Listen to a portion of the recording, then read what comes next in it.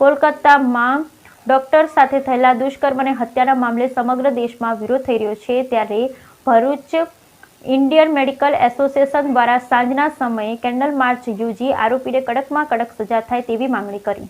કોલકાતામાં trainee doctor સાથે દુષ્કર્મ અને હત્યાના મામલાના ઠેર ઠેર વિરોધ પ્રદર્શન યોજાઈ રહ્યા છે, ત્યારે ભરૂચ ઇન્ડિયન મેડિકલ એસોસિએશન દ્વારા શહેરમાં સાંજના સમયે કેન્ડલ માર્ચ યોજી આરોપીઓને કડકમાં કડક સજા કરાય તેવી માંગ કરાઈ।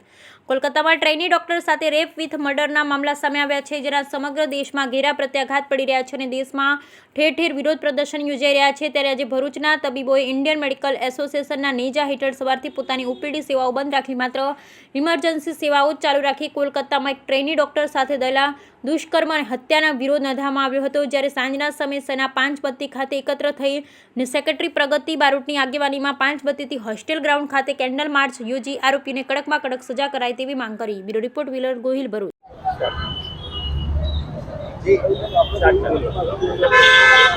નમસ્કાર, હું doctor Pragati Barot, honorary secretary IMA Bharuch.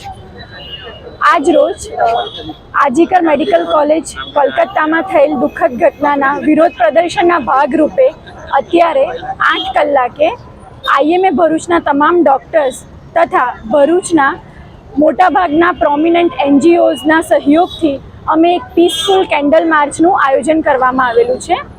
આ કેન્ડલ માર્ચના સંદર્ભમાં અમે તમામ ડૉક્ટર્સ આરોપીઓને સજા મળે તથા મેડિકલ ફ્રેટર્નિટીમાં કાર્યરત એવા તમામ ડૉક્ટર્સ અને હોસ્પિટલ સ્ટાફની સેફટી અને સલામતી માટે કાયદાકીય નિયમોનું પાલન થાય એ માટેની અપીલ કરવા માંગીએ છીએ। Thank you.